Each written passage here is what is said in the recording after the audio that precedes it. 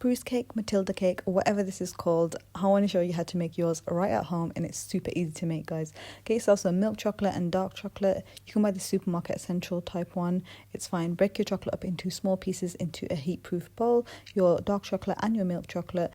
In a saucepan, you want to add in all your cream and then bring it up to a boil on a high heat. Just be careful not to burn your cream.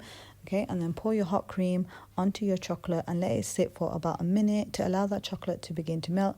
Then start to stir your chocolate. It will feel a bit hard to mix at first, but then eventually it will come together into a luscious, silky ganache. You just want to make sure that there is no large chocolate lumps left in there, and if you do feel any chocolate lumps, then just reheat it in the microwave for about 30 seconds and mix it until all those lumps go. Crease and line 3 sandwich tins, then prepare your cake mixture. So you start off with the dry ingredients: flour, cocoa powder, sugar, and bicarbonate of soda and salt, and then give them a good whisk together with a whisk. You don't even need an electric mixer for this. Once they all combine, set them aside, and then in another bowl or a measuring jug, measure in your oil, your buttermilk. This is what it looks like from the supermarket, guys. If you can't find buttermilk, you can use plain yogurt instead, and then crack in your eggs. These are all your wet ingredients. Mix your wet ingredients together and then set them aside. Bring back your dry bowl and then basically pour in your wet ingredients into your dry ingredients and give them a good thorough mix until they're almost fully combined.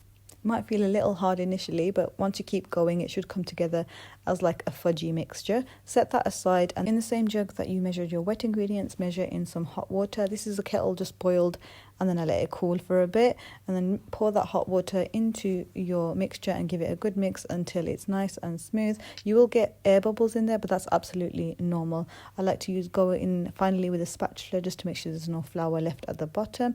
I like to pour my batter back into the jug after cleaning it, just because it's a really runny batter and it's just easier to pour into the tins. I poured about 365 grams of batter into each tin, give it a tap, and then bake them in a preheated oven. The measurements of everything and the method will be in the description box. Once they are baked, they should be nice and springy to touch.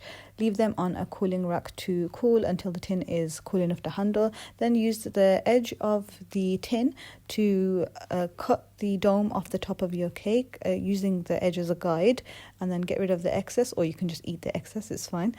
Use a palette knife or a regular knife just to loosen the sides of the cake from the tin, and then turn it upside down onto your cooling rack and peel back that baking paper. I like to get the edges up first just so they don't break, and then so satisfying to get that baking paper off. Honestly, look at that sponge. It's absolutely soft and super delicious. So let them cool completely. Once it's cooled completely, your ganache should be set to this spreadable consistency. Now it's time to assemble. You can get a cake drum, or you can use just a flat plate. Smear a dollop of the ganache on the board just to stick that first layer on, and then put a nice generous amount of ganache on that top layer and smooth it out with the spatula. A turntable is a good idea to have if you are regularly making cake, because it just makes it so much easier. You can just turn the turntable instead of turning the cake. Once you've got a nice even layer of ganache, add on your second layer and make sure it's nice and level, and pat it down. Add a good dollop of ganache to that layer, and then using your spatula again, or a knife, or whatever you've got, back of a spoon, it works just fine as well. Smooth that down, add your third layer of cake as well, and then you want to crumb coat it with the ganache. So get a nice thin layer of ganache all the way around the sides of your cake, and also crumb coat the top of your cake as well, just with a thin layer of ganache. Now you want to go in with your second layer. So this is a slightly thicker layer than the initial one, and you crumb coat it first so that no crumbs go into this finished layer. So again, just put a thin layer of ganache all the way around the cake, and using your palette knife just to smooth the edges, and again to the top of the cake also. I didn't realize how wonky this was because I'm at an angle from this, because I'm really looking back at it now and thinking, oh, it's a bit wonky, but it's fine. It tastes amazing anyway. Just smooth out the top as well. Clean up your cake board with a damp paper towel or something. Now this is a tip. So to do the final coat, you want some hot water in a glass to heat up your spatula. Wipe off the excess water, and then a hot spatula run around the ganache will just make it so much easier to smooth. Do the same thing. I like to get the tip of the spatula and kind of just make a design around the cake like this. You just kind of push in to the cake a little bit, and all those bits that fall off, you can just clean up the board again, and do the same to the top as well. It really just helps to have a turntable if you want to do something like this. If you don't have a turntable, you can still do it. You just have to move the plate around a little bit. And you could stop there.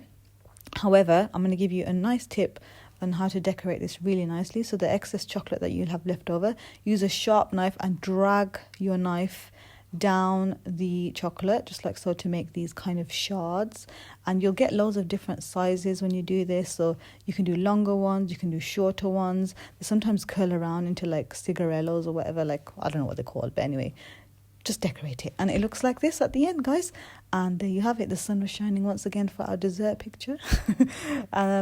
I couldn't help but show you a slice of the inside of this gorgeous cake. Warm it up for 10 seconds in the microwave and serve it with some vanilla ice cream and you will be in heaven.